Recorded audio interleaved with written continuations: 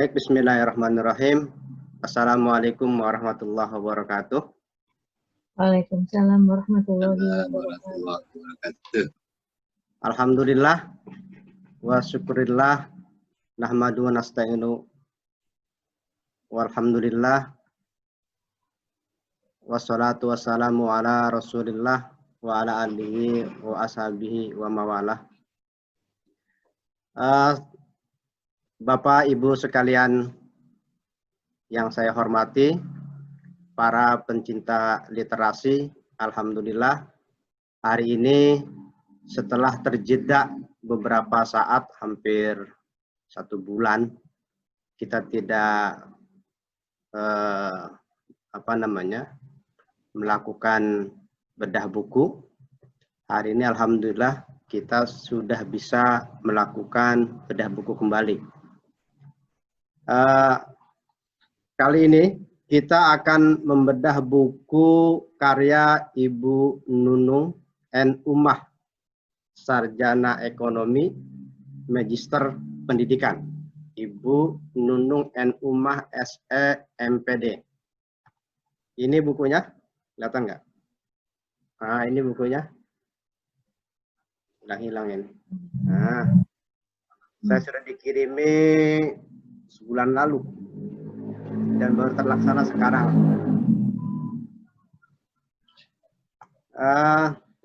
Sebelum kita mulai, saya mengucapkan terima kasih banyak kepada Bang Wahyu yang mementori acara ini.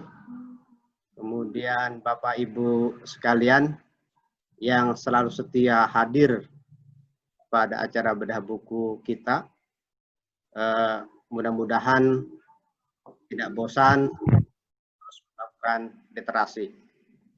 Bapak Ibu, saya kembali ingatkan bahwa bedah buku kita terbagi dalam 2 sesi karena ini menggunakan fasilitas yang gratis. Kita bagi 2 sesi. Sesi pertama adalah pemaparan yang akan disampaikan oleh narasumber. Kemudian nanti terbreak, terputus. Ketika terputus, kemudian sambung lagi dengan link yang sama untuk melanjutkan acara ini.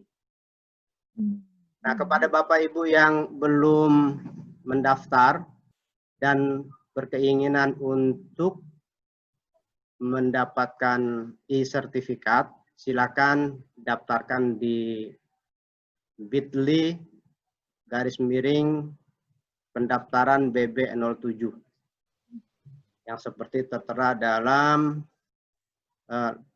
flyernya. Baik, buku kita yang akan kita bahas adalah Saya Guru Biasa, karya Ibu Nunung N. Ummah. Beliau sarjana Ekonomi Universitas Airlangga, S1-nya diselesaikan tahun 2001. Kemudian sarjana Magister Pendidikan diselesaikan tahun 2011 di Universitas Negeri Jakarta. Saya sudah baca, menarik, nanti kita akan bahas. Untuk lebih detail tentang buku Saya Guru Biasa, kita persilakan ke Ibu Nung. Ya, di situ tulisnya biasa dipanggil Ibu Nung soalnya. Untuk menjelaskan. Silakan Ibu. Ya. Bismillahirrahmanirrahim.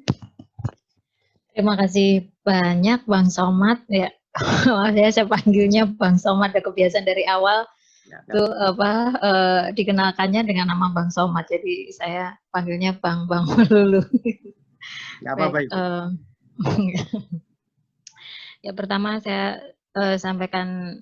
panjatkan puji syukur yang tak terhingga pada Allah sehingga kita bisa mendapat kesempatan untuk di majelis bedah buku ini gitu. Itu adalah hal yang luar biasa gitu, kita bisa bersama, dan yang terlebihnya adalah kesempatan saya untuk membedah buku saya ini, walaupun ini sebenarnya buku yang terbitnya di tahun 2017 ya sebenarnya gitu, dan baru sempat dibedah sekarang gitu. Tapi bagaimanapun ini adalah hal yang karunia yang luar biasa, pembelajaran dan pelatihan bagi saya sendiri.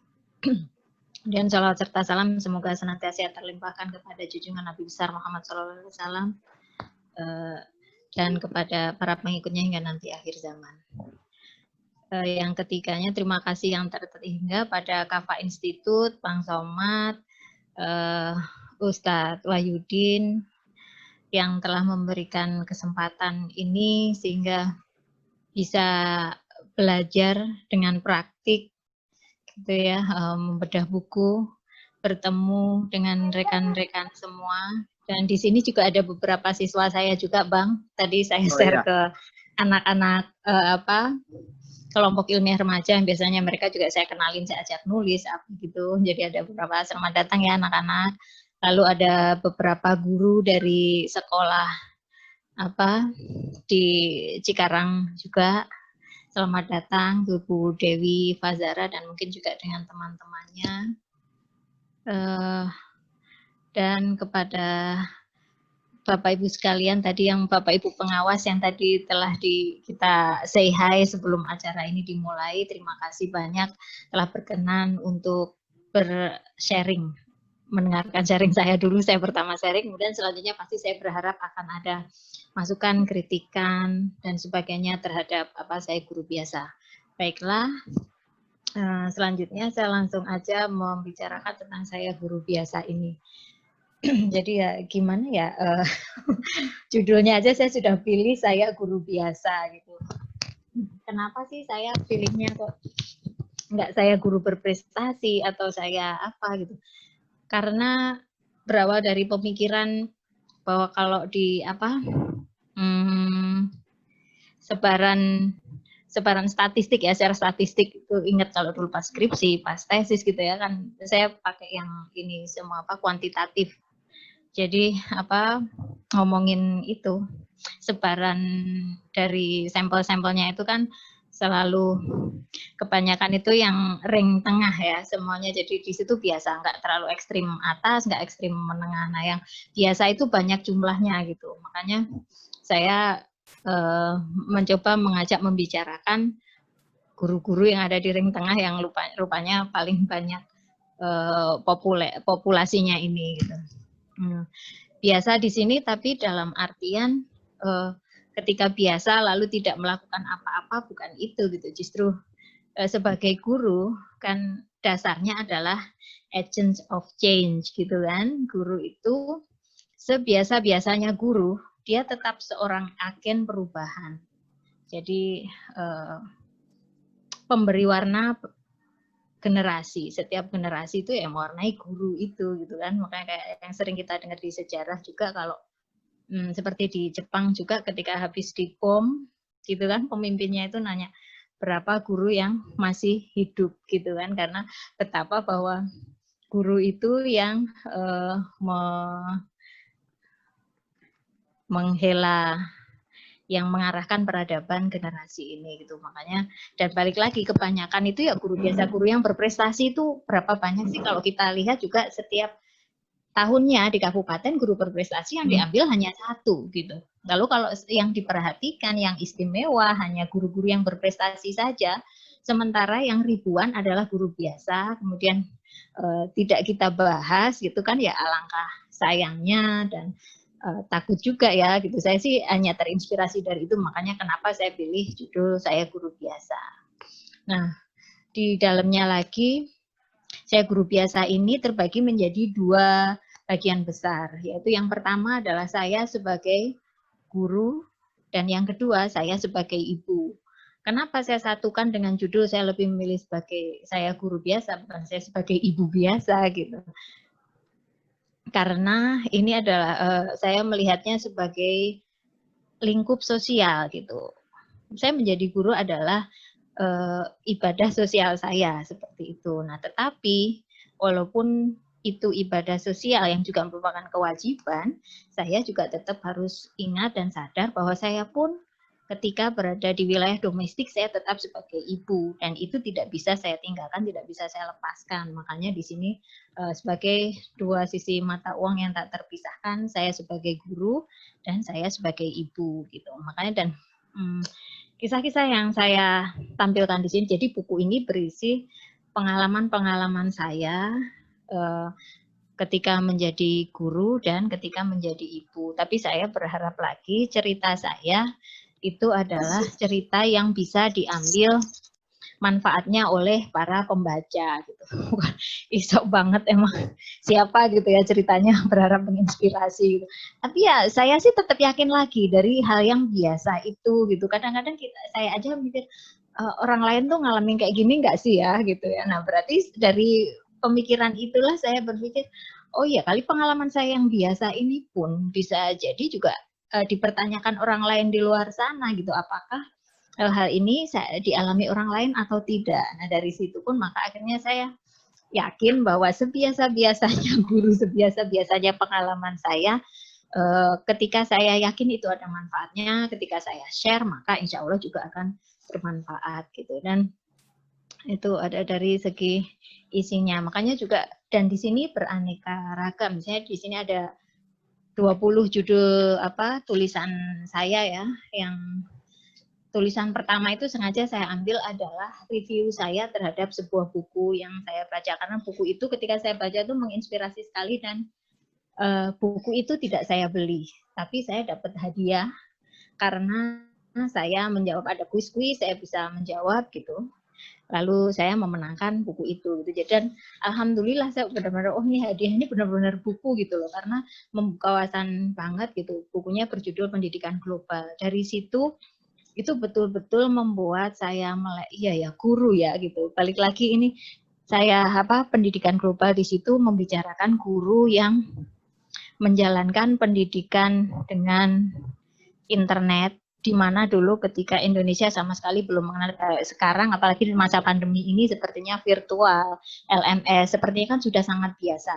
Tapi buku itu saya kenal jauh sebelum di Indonesia mengenal yang namanya Google Classroom, Edmodo, itu belum dikenal di Indonesia. Saya membaca buku itu, dan buku itu sudah ditulis 10 atau 15 tahun ke belakang gitu. Jadi betapa bahwa pendidikan Indonesia sangat tertinggal gitu kan yang saya tangkap waktu itu, sehingga saya membaca buku itu sangat terkesan, dan saya merasa perlu untuk menyuarakan itu. Akhirnya review buku itu saya tulis, jadi buku tapi isinya review buku salah satunya seperti itu. Kemudian yang berikutnya adalah pengalaman dengan beberapa siswa. Kemudian bagaimana saya pertama kok terdorong untuk menulis gitu. Karena nanti saya juga akan membicarakan aspek kemampuan saya menulis. Di buku ini kan buku pertama saya gitu. Sekarang saya sedang proses buku ketiga, tapi dengan genre buku yang berbeda. Ini buku pertama ini yang non fiksi ya istilahnya, seperti itu.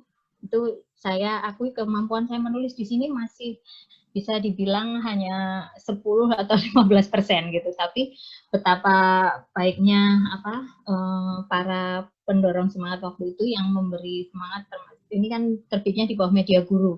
Media Guru saat ini kalau di kalangan guru sudah sangat terkenal ya, bahwa dia besar-besaran membangkitkan kesadaran guru untuk menulis seperti itu.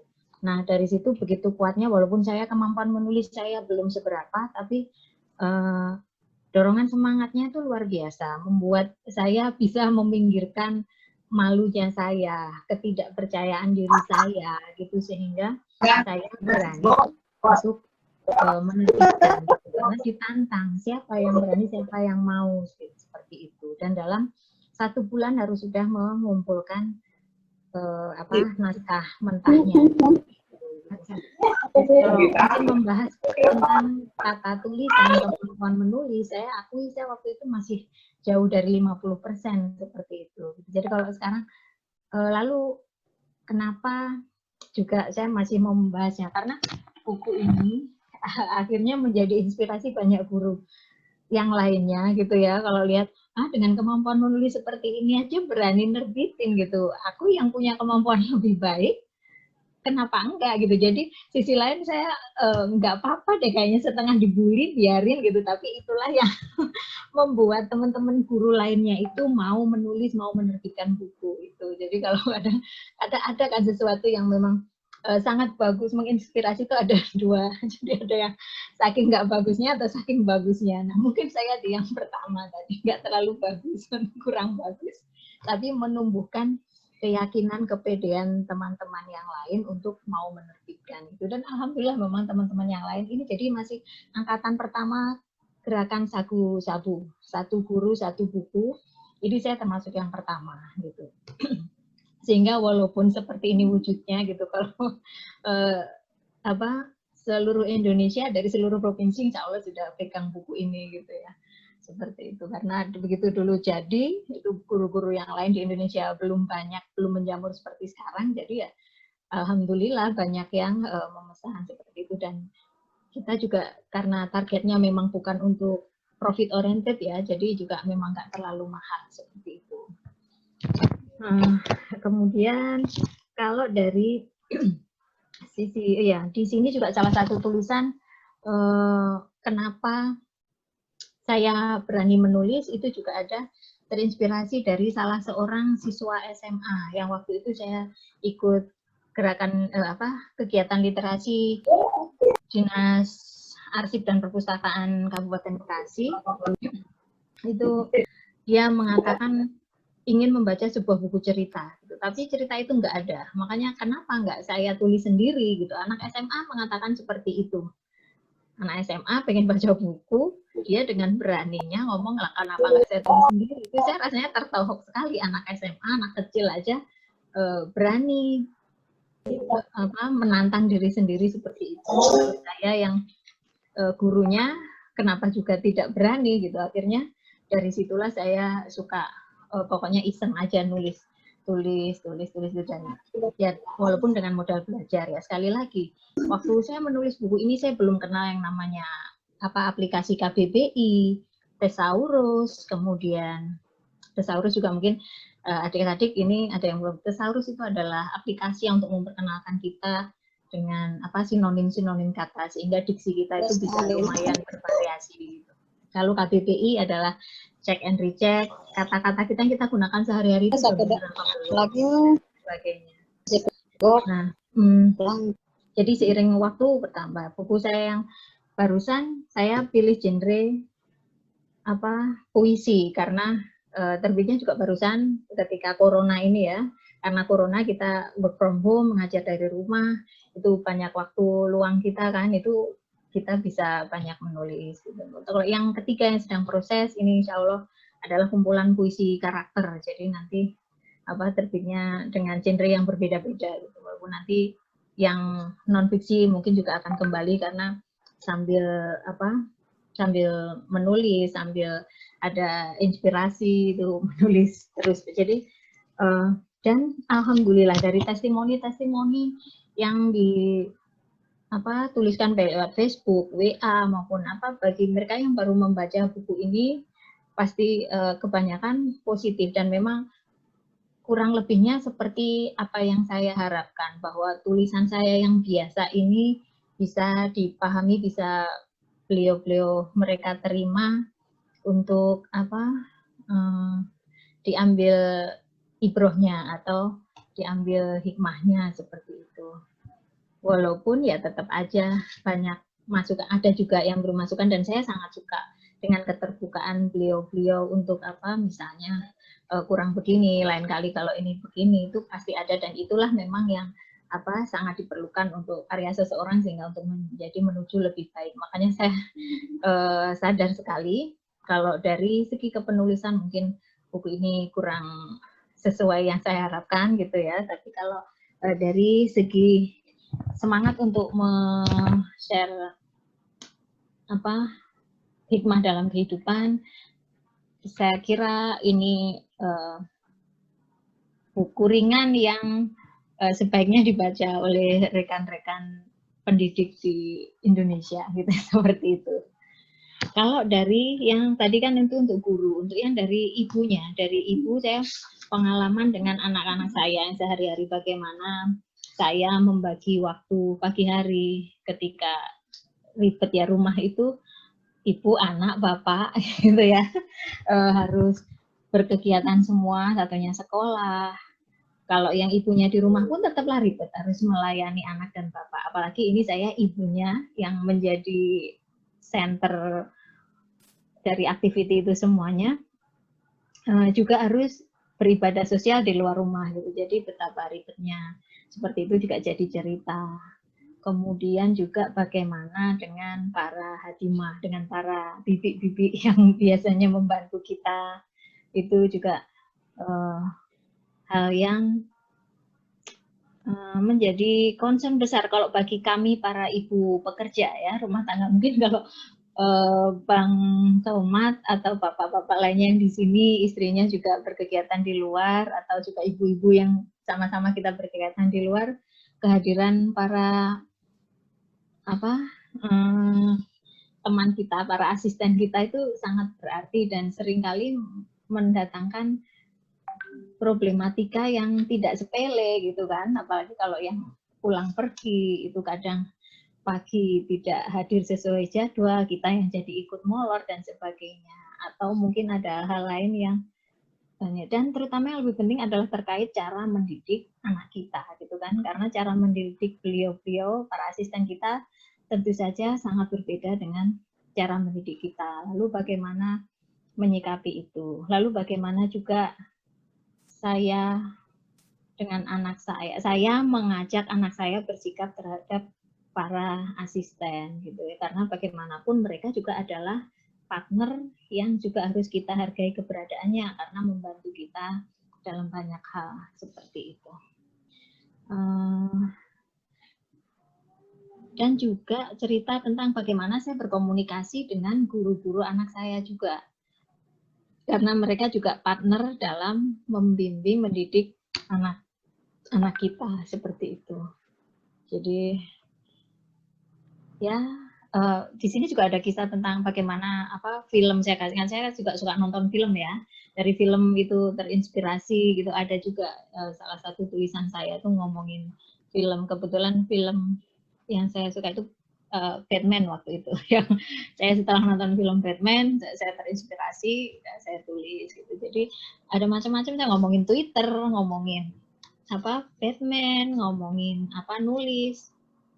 Banyak yang saya tuliskan di sini memang gitu. Jadi makanya kalau teman yang habis baca ini pasti komennya juga macam-macam banget, lucu, bikin ketawa-ketawa gitu juga. Oke, saya kira itu aja ya Bang ya yang bisa saya sampaikan tentang buku ini. Terima kasih kesempatannya. Ya. Kita masih ada sisa waktu 5 menit Ibu. Gitu. Sebelum kita break, sebelum terputus, saya awali dengan pertanyaan saja. Nanti kalau sempat langsung jawab, kalau tidak kita break dulu ya. Baik. Ya. Saya sudah baca dan selesai insya Allah. Terutama poin. Terima kasih. Terutama poin saya guru biasa. Menurut saya ini menarik untuk dibaca oleh para guru. Tidak bermaksud underestimate, tetapi menyadari yang saya pahami dari tulisan ini. Tetapi menyadari bahwa kita sebagai guru biasa justru sesungguhnya membuat kita lebih aware tentang perkembangan zaman. Membuat kita lebih menggali tentang potensi anak, tentang bagaimana mengajar yang baik. Karena kalau sudah merasa berprestasi, seolah-olah sudah selesai. Tetapi dengan membrainstorming bahwa kita guru biasa, kita akan selalu belajar di dalam mengajar. Begitu ya, Bu? Betul, betul sekali. Iya. Jadi di situ kan saya menceritakan membimbing lomba, justru di situ saya letakkan guru biasa. Yaitu tadi karena agent of change gitu, meletakkan mindset siswa harus secara umum itu semangat berprestasi. Perkara menang nggak menang itu bonus. Kalau bisa menang, targetnya menang gitu kan. Tapi bahwa di kehidupan modern pun bersaing. Kehidupan sehari-hari itu bersaing selalu gitu. Nah, dilatihnya dengan melalui lomba itu tadi, bersaing dalam kebaikan dan dengan cara yang baik pula, seperti itu. Jadi ya di sini saya menceritakan tentang bagaimana mendampingi siswa lomba. Jadi kebetulan juga yang saya dampingi itu hampir selalu dapat baik di tingkat kabupaten maupun nasional. Kalau nasional saya belum pernah menang sih ya, makanya karena saya guru biasa gitu. Tapi kalau masuk final itu sudah hampir, kalau kebetulan saya memang jarang karena saya pilih juga ya. Pokoknya tiap tahun sih pasti gitu ya. Cuman di nasional tuh masuk finalis gitu, belum pernah menang memang gitu. Sekali lagi karena saya guru biasa. Ya, terima kasih banyak Bang Somad untuk pertanyaannya. Ya. Ada juga yang apa? Ini sambil ini kan jauh sebelum ada di halaman, saya baca ini, ada di halaman berapa ya? Yang ternyata sekarang jadi kenyataan begitu, bahwa belajar itu mengglobal dan kita bisa menyapa di banyak daerah gitu. Dan sekarang benar-benar kenyataan, meskipun sebenarnya kita bisa datang, tapi dalam situasi yang seperti ini akhirnya ya harus virtual. Harus virtual begitu. Dan Ibu sudah menyiapkan itu 2017 gitu. Sebelum kita 2017 bukunya, berarti saya nyiapinnya 2015.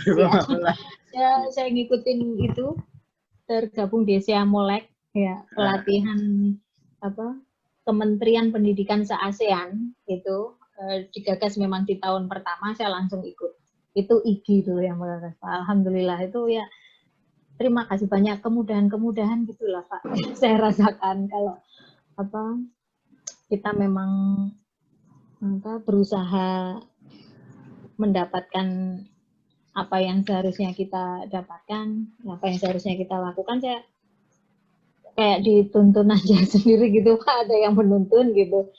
Saya juga biasanya IGI itu dulu juga awal-awal kenal memang gitu, dan ternyata IGI pas menggulirkan itu kerjasama grup Kementerian Pendidikan se-ASEAN, terus mendirikan Sea Molek itu pelatihan, dan salah satunya adalah pelatihan mengajar dengan learning management system LMS yang sekarang hampir digunakan oleh semuanya, dari yang paling ece-ece adalah Google Classroom gratisan gitu ya, sampai itu dan sekarang dipraktekkan itu. Makanya kalau ngomongin pandemik ini jauh lebih menarik lagi gitu, dan kita nggak ada habis-habisnya terhadap dunia pendidikannya itu sendiri Pak. Ya. Bagaimana seorang guru di tempat saya itu ada guru yang awalnya pegang laptop aja nggak mau Pak, tapi sekarang mau nggak mau malah sudah harus langsung terjun ke Google Classroom gitu, seperti itu. Jadi ya memang luar biasa. Masukkan, kalau dulu bayangan saya ketika tidak tahu, tidak membayangkan tentang pandemik ini, bukan praktek untuk pendidikannya mungkin terbanyaknya, tapi saya kira adalah untuk bisnis mereka, kehidupan perekonomian mereka. Apalagi saya guru ekonomi kan, gitu, saya seorang sarjana ekonomi gitu. Jadi saya mengira bahwa nanti anak-anak menggunakan internet ini terkoneksi secara virtual, terkoneksi secara di mana di situ kan penggunaan Google Form, penggunaan semuanya yang serba digital, serba dengan mengglobal ini, saya kira untuk mereka. Tapi ternyata untuk praktek pembelajaran sudah seperti ini. Dan kalau misalnya tidak dipaksa dengan keadaan ini, mungkin juga tidak akan semua level pendidikan mau mencoba, mau mengenal ini. Karena pertama mungkin dari segi fee, biaya pembiayaan, expenditure-nya ya, pembiayaannya itu tinggi gitu. Dengan kondisi ini kita dipaksa mau nggak mau. Seperti itu. Ya, Bang. Baik, Ibu.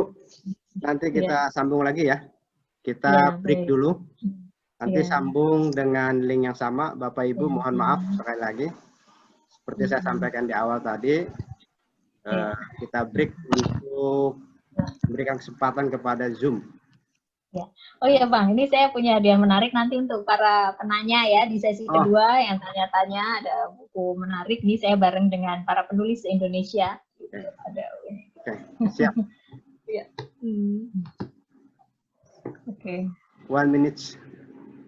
Oh ya, last minute ya. Ada lagi sih sebenarnya kalau bukunya 3 deh, nanti satunya adalah buku yang tentang yang non fiksi. Itu saya tulis bersama guru dan dosen se-Jawa. Ini pertanyaan dari Dr. Haja Elih Yulia MAG. Pertanyaannya, tulisannya Subhanallah, keren. Semoga bisa mengikuti jejaknya. Apa tips dan kesuksesannya, Ibu? Silakan, Bu Nung. Baik, terima kasih atas pertanyaannya, Bu Dr. Haja Eli. Makasih kesempatannya, Bang.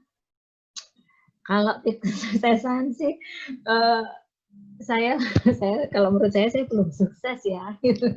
Kalau dari segi menerbitkan buku, iya sih buku saya bagaimanapun sudah terbit gitu ya. Cuman kalau sukses dari segi apanya gitu ya. Tapi yang jelas memang semangat menulis itu perlu dipelihara gitu, dan saya sangat berterima kasih alhamdulillah dengan rekan-rekan teman-teman komunitas menulis itu yang sangat penting untuk menjaga ritme kita menulis gitu. Saya ada satu grup yang namanya Sahabat Pena Kita, itu mewajibkan setiap bulan harus setor 1 tulisan non fiksi dengan topik ditentukan oleh para manajemen, dari pihak manajemen grup tersebut. Dasarnya sih WEC, tapi kami sudah punya WA group ya, dasarnya WA group, kemudian tapi kami sudah punya website juga gitu, dan sekarang juga sudah berbadan hukum. Itu memang yang menggawangi sih para pembantu rektor dari universitas dari Jawa Timur sampai Jawa Barat gitu ya. Cuma di UNJ-nya sih yang belum, kayaknya UNJ belum gitu, tapi ITS, UNMU, UIN, Tulungagung dan sebagainya sampai terus ke barat itu rata-rata ada di sana, terkumpul di sana Sahabat Pena Kita. Itu kami para guru digembleng oleh beliau-beliau untuk mau menulis dengan topik yang beliau-beliau tentukan gitu. Jadi kita mau nggak mau belajar mengikuti ritme para dosen itu. Kemudian di Bekasi sendiri saya sudah pernah memberikan, salah satu pembinanya adalah tadi Ustadz Wahyudin. Ustadz Wahyudin itu salah satu pembina untuk komunitas pendidik penulis Bekasi Raya. Itu kami menyatukan antara guru di kabupaten dan guru di kota, karena Bekasi itu ada 2 ya Bang ya, ada Bekasi kota, ada Bekasi kabupaten. Nah itu kami satukan di wadah komunitas pendidik penulis. Jadi bukan hanya guru, tapi kadang kan ada yang TPM, yang non sekolah itu kan juga ada kan ya Bang ya, itu juga kita rangkul. Di situ sudah ada hampir ratusan lah, karena masih web berarti masih 250-an ya gitu. Tapi kemudian ada beberapa grup sehingga mengakomodasi gitu kan, 250 maksimal, maka ada grupnya lagi gitu.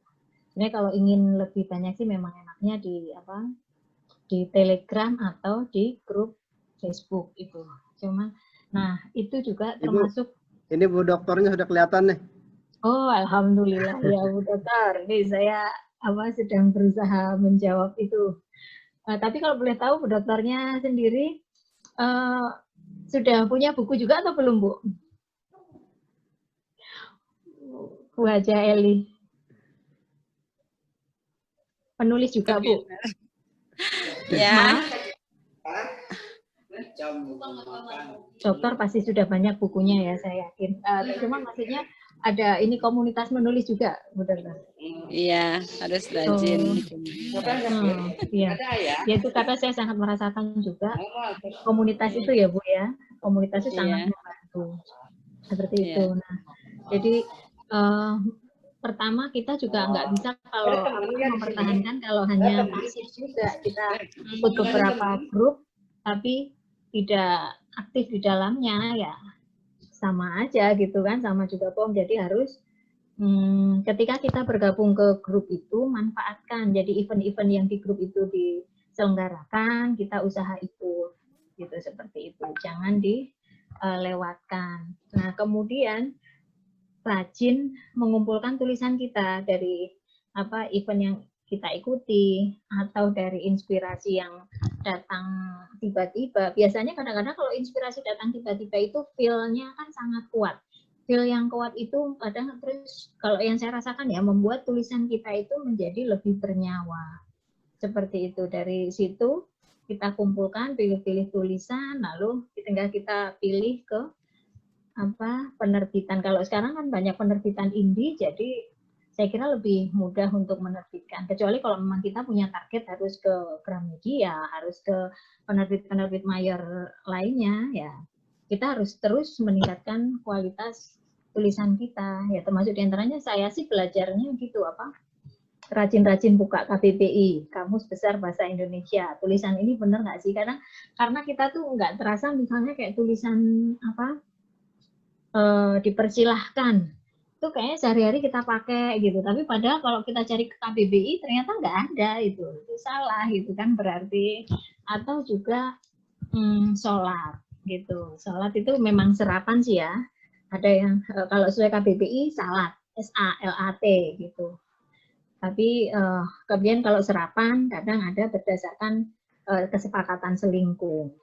Selain itu juga memahami penggunaan kata depan, kata depan dan imbuhan, awalan, di dan ke itu banyak sekali biasanya kesalahan di situ. Lalu penggunaan kata, susunan kalimat dan sebagainya, gitu, kesepakatan umum. Sebenarnya kualitas tulisan, kita harus meningkatkan kualitas tulisan kita juga, gitu. Seperti itu sih yang saya rasakan. Dan yang penting adalah juga itu tadi, komunitas selain ajang kita untuk belajar, juga untuk menjalin network, hubungan jejaring hubungan, sehingga itu akan memudahkan kita informasi apapun, apalagi terutama kalau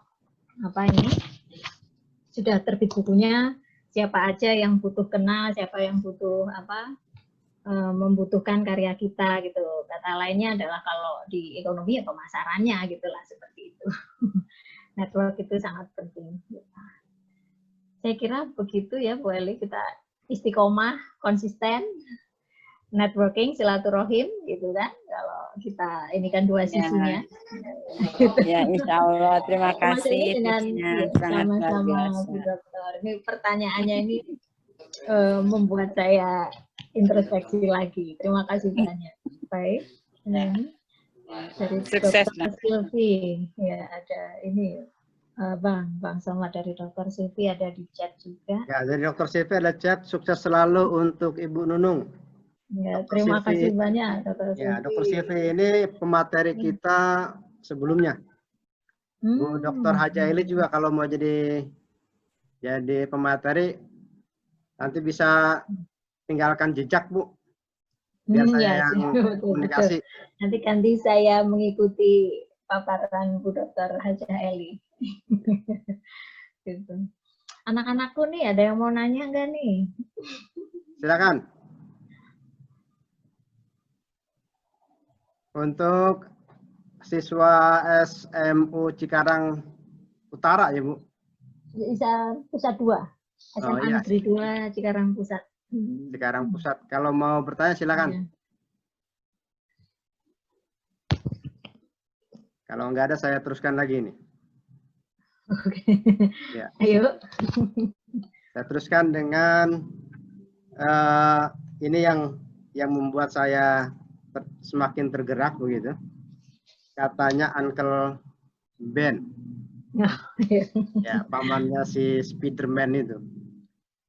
Kemudian Ibu ubah menjadi yang serasa dengan saya begitu.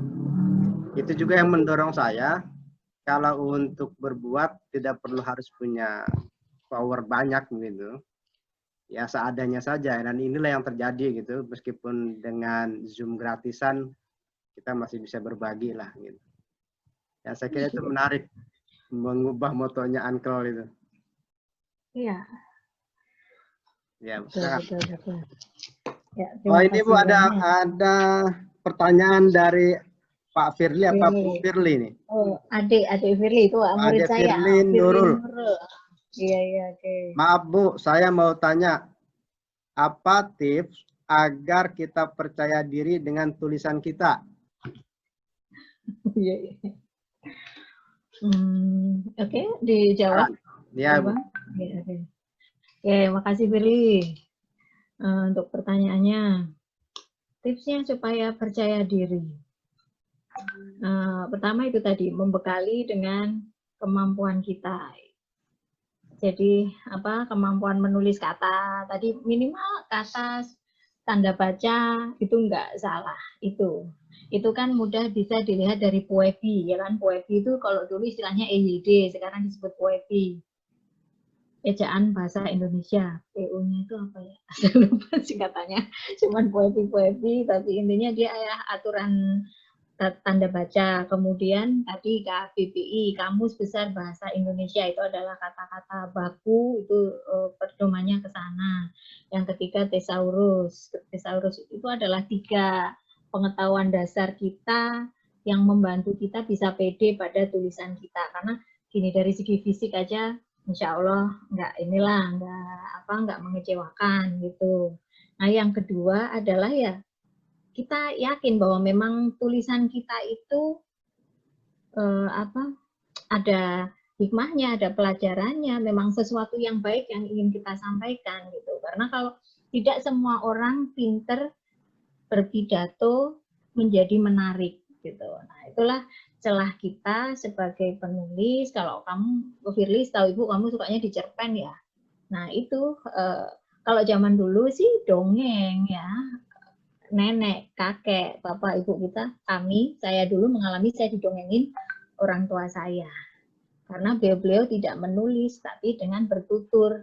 Nah, sekarang kita, mungkin kemampuan kita bertutur, itu yang berkurang, kita alihkan pada, karena zaman memang sudah berubah, menuntut kita untuk menulis gitu. Nah, dari tulisanmu itu, tadi dongeng itu kan kenapa bisa mengabadi, melegenda, didengarkan, menarik, dan karena ada hikmah, ada pesan di baliknya yang itu menjadi pesan, itu membuat kita terkesan. Sama tulisanmu juga begitu, kalau di situ memang ada pesannya sehingga mengesankan pembaca. Nah itu berarti memang menarik, dan kamu makanya kuatkan di kesan itu tadi, pesan ketika kamu merasa oh ini aku harus sampaikan, itu kamu tulis, dan berarti tulisanmu udah oke. Harus percaya diri gitu.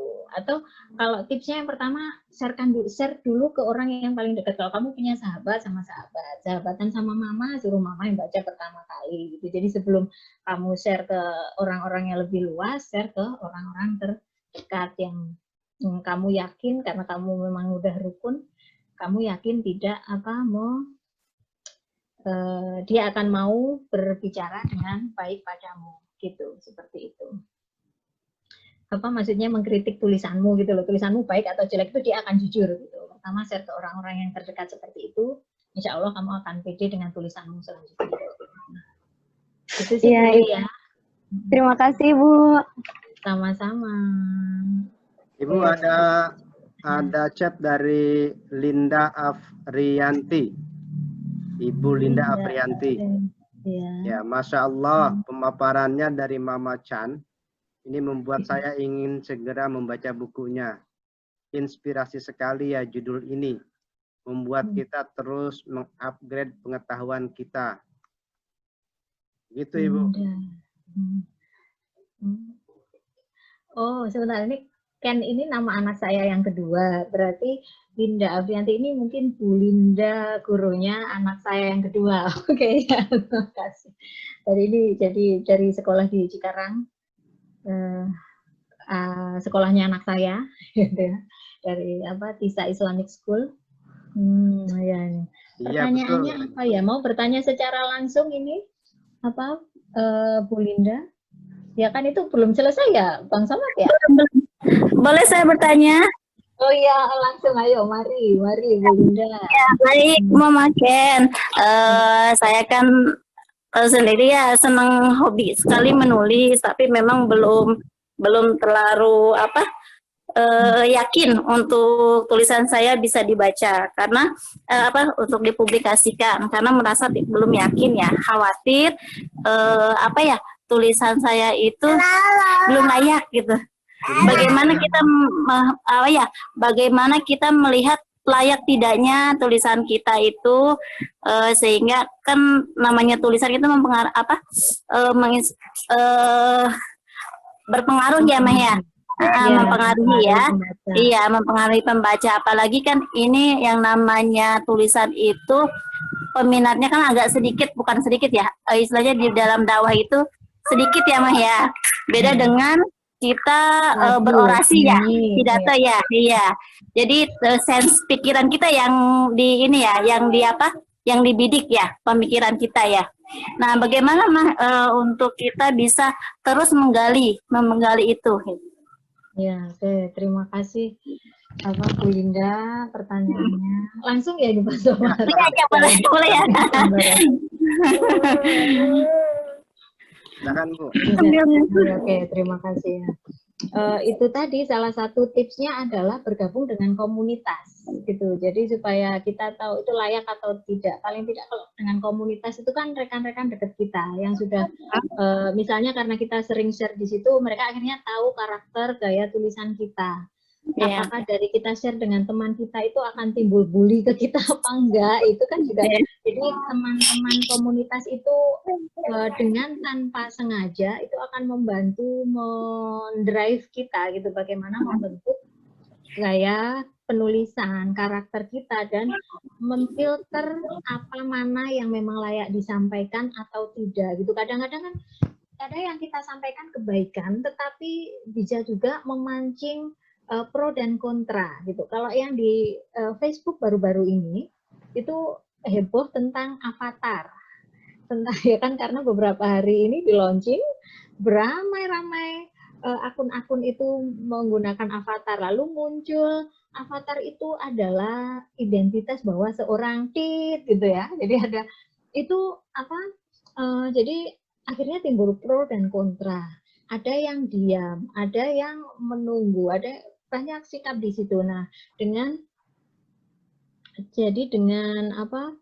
kita punya komunitas, setidaknya di situ aman dulu gitu. Ketika baru setelah kita aman, kita tahu misalnya ketika di komunitas tadi ada kritikan, ada ini, lalu kita pertimbangkan, kemudian kita baru berani untuk mempublikasikan.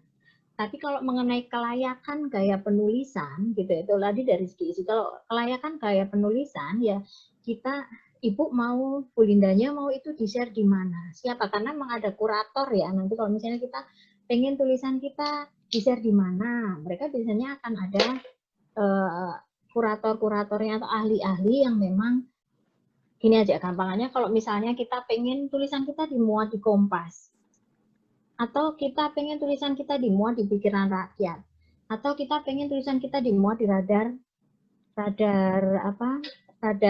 mana kayak radar Bekasi, radar itu. Mereka punya standar dan kecenderungan tulisan yang berbeda gitu. Jadi ya itu yang kita ikuti kayak mereka gitu. Apakah kita layak di Kompas atau enggak, kita kirim ke Kompas gitu. Ditolak ya berarti belum layak gitu. Itu lebih mudah sih ya kalau memang kita ingin mencobakan tulisan kita ke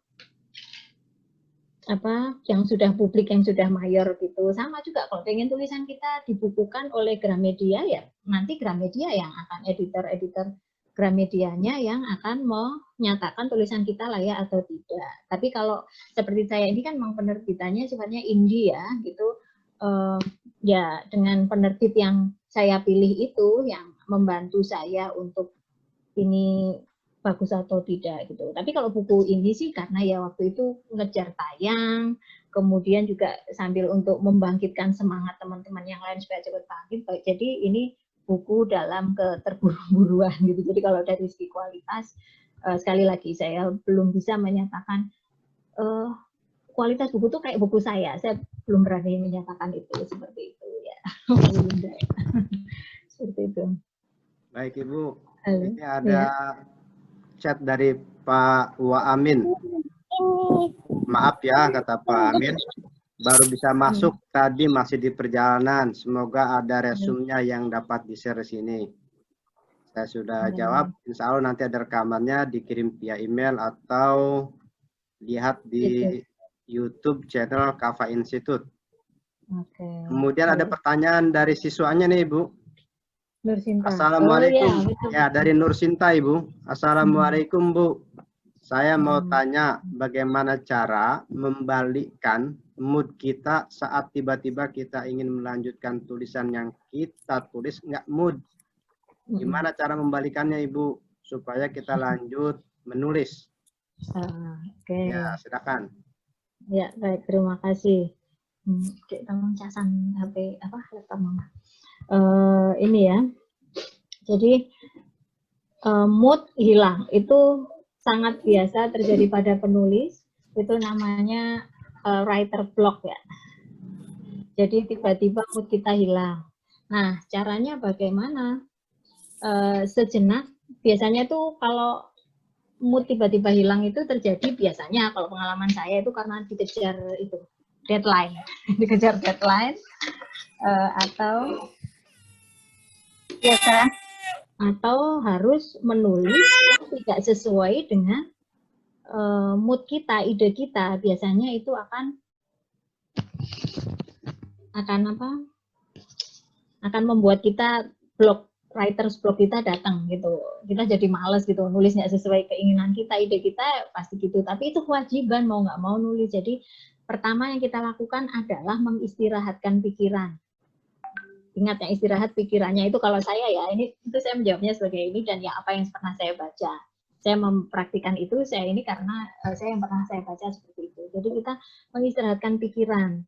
Nggak harus jalan-jalan sih, apalagi sekarang zaman corona gini udah mending jangan jalan-jalan nanti inspirasi belum tentu dapat, takutnya malah kena corona. Nauzubillah, jangan. Jadi mengistirahatkan pikiran gimana?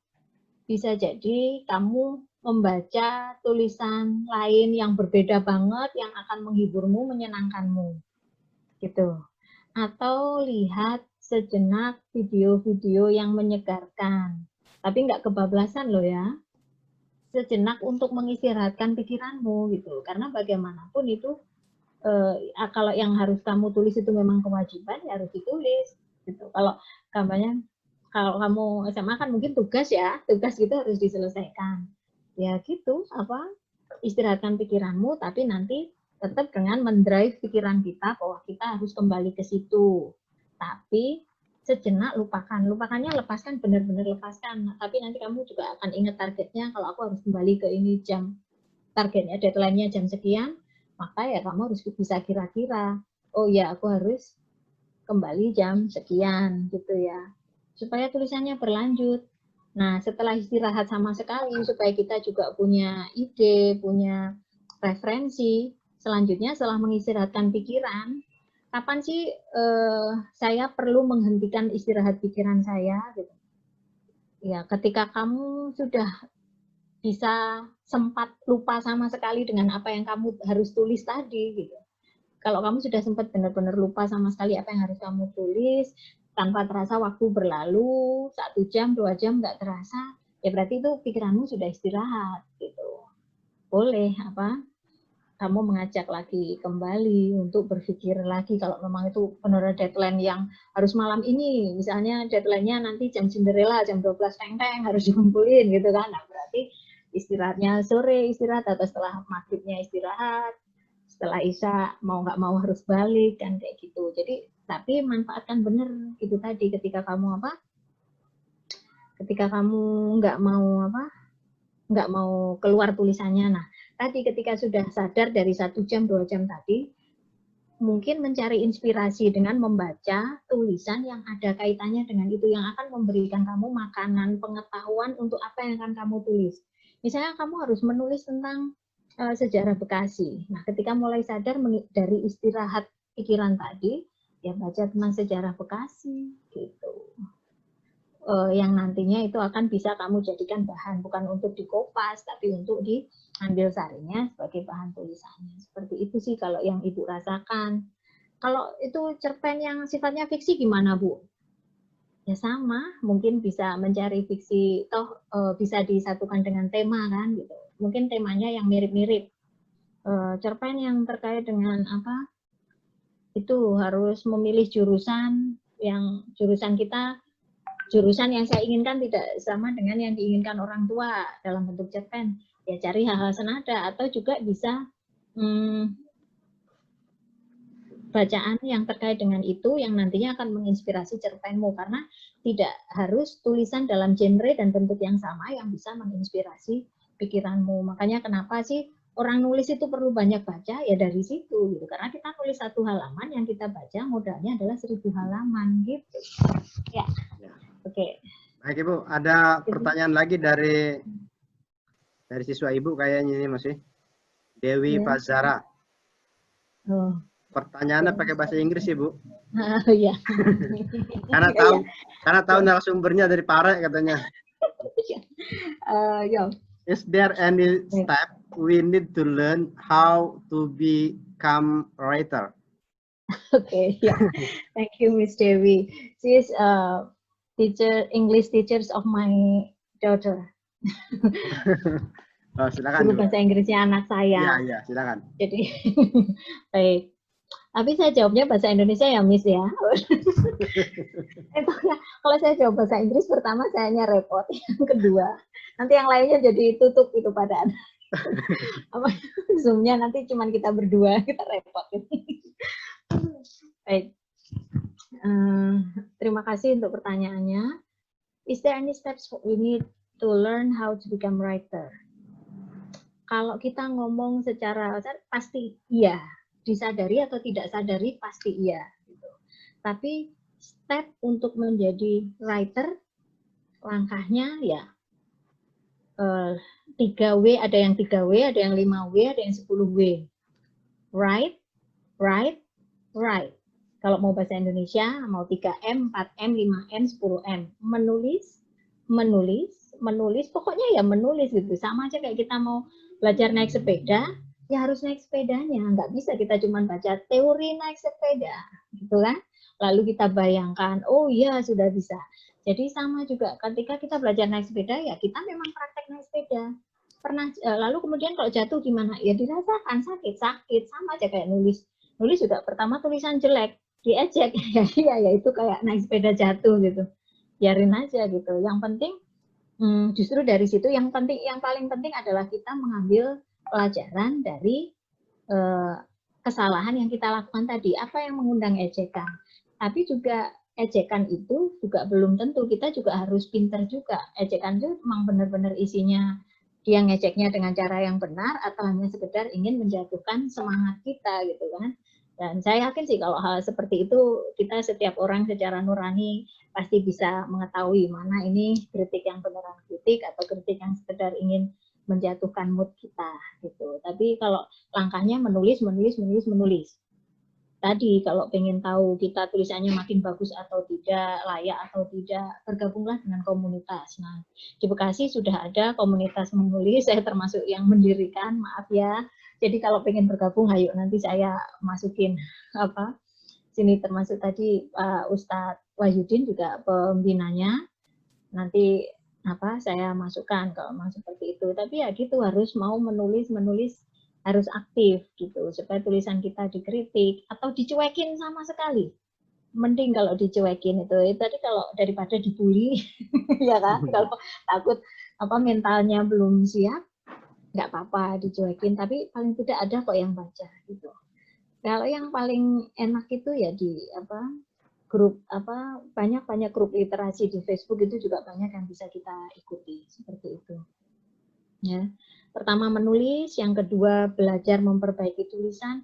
Lah kan nggak tahu Bu tulisannya bagus atau tidak. Insya Allah ilmu kepenulisan ada banyak tersebar di mana-mana. Memperbaiki cara menyusun kalimat, memilih diksi, menggunakan tanda baca, apalagi kalau misalnya yang ada dialog ya, kita walaupun menulis non fiksi kadang kita selingi dengan dialog dialog antar tokoh gitu ya, itu juga tetap perlu penulisan dialog, teks dan sebagainya, itu kita belajar terus ada, dan karena dari menulis itulah sedikit demi sedikit akan jadi, dan kemudian yaitu tadi membukukan, karena bagaimanapun kalau kita tidak membukukannya kadang akan hilang, kita simpan di laptop, nanti laptopnya rusak, ganti hilang, cuman kita taruh di pertama sih punya blog lah, minimal punya blog.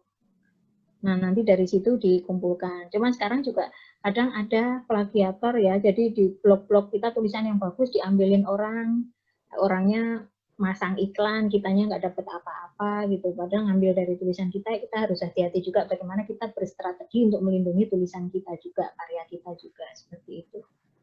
Baik, Ibu. Ya gitu sih, Miss Dewi ya. Ya. Sebelum kita akhiri, sesuai dengan yang Ibu sampaikan tadi, ada buku yang mau dibagikan, silahkan kalau mau dibagikan, sekaligus closing statement Ibu. Iya. Oh ya, oke. Silakan. Oh, saya harus memilih ya berarti ya, kan bukunya tadi kan yang saya pamerkan 2. Ya. Ya udahlah, nanti 1 bukunya yang ini juga yang barangkali yang belum punya, ada yang belum punya ya. Ini banyak yang belum ada. Sama 1 lagi yang tadi yang bareng-bareng sama dosen yang dari SPK, kemudian ini itu baik. Harus milih sekarang ini Bang Somad penerimanya. Kalau tidak nanti saya kirim aja namanya biar Ibu yang saya milih jadinya. Oke, betul ya, itu lebih adil karena apa? Maksudnya saya jadi netral kan gitu, kalau Bang Somad kan yang tidak invite ya. Lebih mudah kan ada 4 ya. 4. Oke, 4. 5 deh, 5 bisa, karena satunya dari komunitas yang dengan dosen, 1 komunitas dari Bekasi, terus yang 2 yang saya janjikan ini tadi, ini yang Facebook Indonesia, kalau yang ini yang memang yang sedang dibahas. Oke, jadi berarti ada 5 buku ya, Bang ya. Oke. Memudahkan Bang Somad. Silakan closing statement Ibu. Oke, jadi jangan pernah menyerah dan jangan pernah merasa tidak berarti. Yang paling penting adalah yakinilah bahwa kita itu berarti.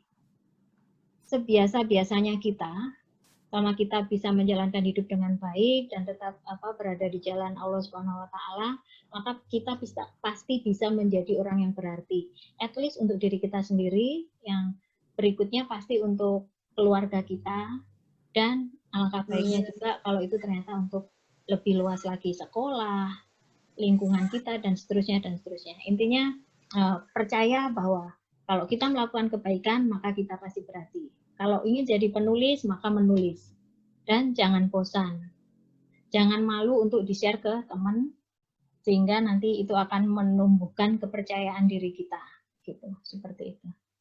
Oke. Saya kira gitu aja Bang. Baik. Terima kasih. Untuk Ibu Nunung M Umah SEMPD, Ibu Nung N Umah SEMPD, terima kasih sebanyak-banyaknya telah bersedia menjadi narasumber pada bedah buku kita kali ini. Saya minta maaf yang sebesar-besarnya juga karena belum bisa menghadirkan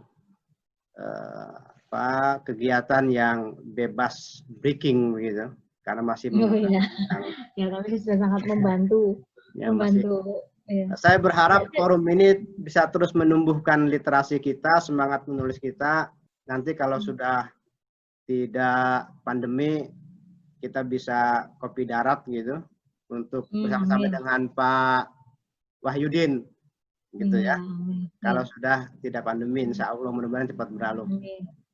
Terima kasih kepada para peserta bedah buku semuanya, Pak Waamin, Dr. Haja Eli, Dr. Haja Silvi, dan para pengawas semuanya. Pak Wahyudin ini mentor saya, luar biasa, senior yang luar biasa Ibu. Saya nggak ketemu di kampus, tapi ketemu di Bekasi sebenarnya. Oke, saya juga pengen tadi lupa, Bang Somad, maaf. Ya. Saya juga lupa, kan belum berterima kasih pada semuanya, juga belum minta maaf. Mohon maaf, saya tadi paling banyak bicara, jadi paling banyak kemungkinan saya melakukan kesalahan. Mohon besar maafnya untuk saya, untuk dari semuanya. Dan terima kasih atas kesempatannya. Baik, para peserta semua, Bapak Ibu sekalian yang saya hormati, kita akhiri diskusi kita dengan bacaan Alhamdulillah. Alhamdulillahirrabbilalamin. Alhamdulillahirrabbilalamin. Silakan di follow, ada kita punya Facebook, Kafa Institute, Facebooknya Kafa Institute, kemudian YouTube-nya ada Kafa Institute juga. Semua kegiatan bedah buku kita upload di situ. Terima kasih sekali lagi. Assalamualaikum warahmatullahi wabarakatuh. Sampai ketemu pada kesempatan berikutnya. Ya. Nanti yang dapat buku kita akan kirim langsung dari Ibu Nung, sekaligus dengan tanda tangannya, Ibu. Oh iya. Ya, penting. Oke, assalamualaikum warahmatullahi wabarakatuh. Sampai ketemu pada edisi berikutnya. Waalaikumsalam warahmatullahi wabarakatuh. Foto bersama.